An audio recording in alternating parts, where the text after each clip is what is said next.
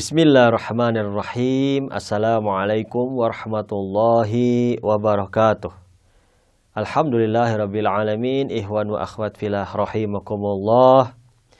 Di dalam pembahasan kita kali ini, insyaallah kita akan membahas mengenai masalah yang baru ya, mengenai masalah jual beli nasiyah dan juga jual beli salaf.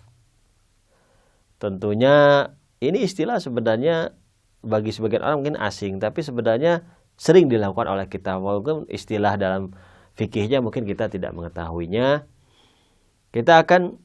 Sebelumnya kita akan bagi dulu dalam pembagian jual beli tersebut. Jadi jual beli itu ada yang sifatnya itu ibaratnya kontan. Ini naqdi. Artinya naqdi itu artinya ketika jual beli sesuatu, itu barang dipindahkan kepada pembeli dan uang dipindahkan kepada penjual pada saat itu namanya naqd atau kontan. Yang kedua adalah nasiyah. Nasiyah itu kalau kita mungkin bisa dikatakan kredit atau bisa dikatakan uang yang tertunda. Misalnya kita beli televisi tapi uangnya misalnya sebulan lagi, itu nasiyah. Kalau salaf itu kebalikannya, artinya salaf itu adalah barang yang tertunda, gitu. Jadi kalau misalnya kita beli sesuatu, ya misalnya televisi, ya kan, uangnya dulu dibayar, barangnya misalnya sebulan lagi, itu namanya salaf. Jadi kebalikan daripada nasiyah. Ada bentuk yang keempat, yaitu bentuk yang lain, ini bentuk yang dimana barangnya dan uangnya itu tertunda.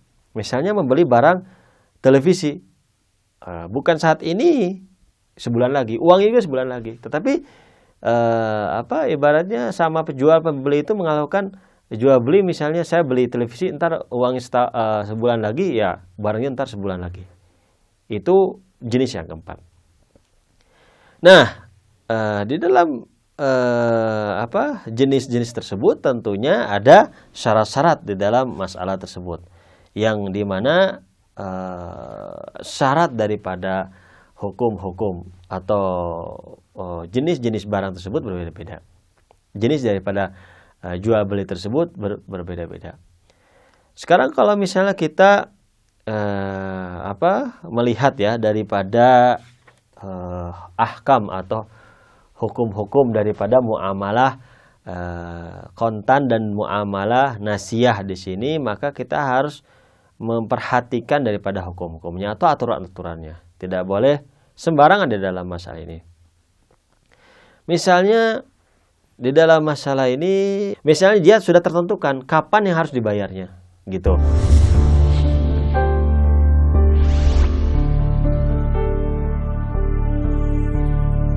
Maka di dalam masalah ini misalnya sebulan lagi dibayar. Maka dalam masalah ini kalau misalnya sudah disepakati di antara kedua belah pihak, antara pembeli dan penjual, maka penjual tidak memiliki hak untuk mengambil uang pada waktu sebelum waktu yang telah ditentukan. Gitu. Gitu, tidak memiliki hak dalam masalah ini. Ya. Gitu. Nah, kalau misalnya ibaratnya kebalikannya, artinya sudah ditentukan tetap, ya kan, misalnya sebulan lagi, tetapi si pembeli misalnya ingin melunasinya misalnya sampai baru 2 minggu dia sudah melunasi, artinya dia membayarkan uangnya. Pada saat itu si penjual tidak ada kewajiban untuk menerimanya, karena sudah disepakati. Walaupun secara umumnya dia pasti menerima karena haknya dia, tapi kadang dia inginnya sebulan lagi misalnya dia menerima uangnya tersebut, bisa jadi seperti itu kan. Jadi tidak ada kewajiban dia untuk menerima uang yang diberikan pembeli sebelum waktu yang telah ditentukan di antara penjual dan pembeli. Ini kondisi yang pertama dalam masalah hukum-hukum muamalah nasiyah.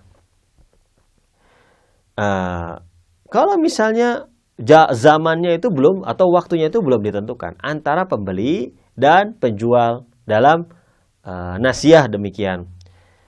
Maka di dalam masalah ini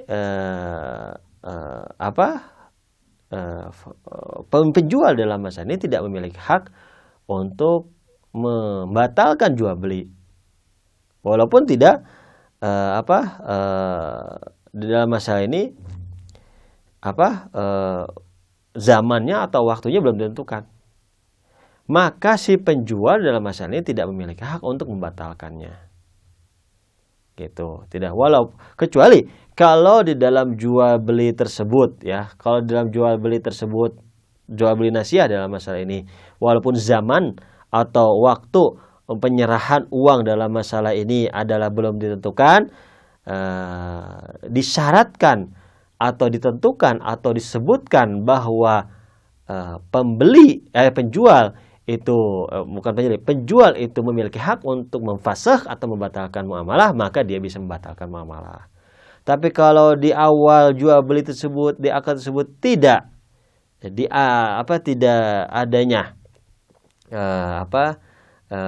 tidak adanya dalam masalah ini disebutkan di dalam jual beli tersebut adalah hak fasakh atau hak untuk membatalkan, maka penjual dalam masalah tidak memiliki hak untuk membatalkannya. Nah,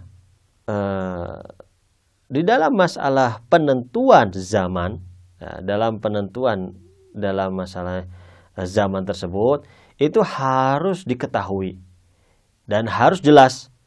Misalnya uangnya berapa,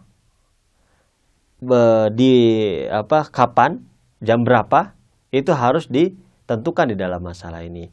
Kalau misalnya zamannya itu tidak ditentukan demikian atau tidak jelas, misalnya saya akan bayarkan ketika saya sudah pulang dari musafir, itu tidak jelas kapan pulang dari musafir, maka dari sini muamalahnya batal. Muamalah nasiah di sini batal karena tidak diketahui atau tidak maklum atau tidak jelas waktu kapan dia kembali daripada musafir gitu. Tapi kalau sudah jelas ditentukannya waktunya, maka dalam masalah ini itu muamalahnya sahih. Tapi kalau tidak jelas waktunya, maka muamalahnya adalah batil di dalam masalah tersebut. Nah, itu saja mungkin pembahasan dari pertemuan kita kali ini. Insya Allah dalam pertemuan selanjutnya kita akan melanjutkan pembahasan mengenai masalah ahkam daripada muamalah nasiah ini. Wabillahi taufiq wal hidayah wal inayah. Wassalamualaikum warahmatullahi wabarakatuh.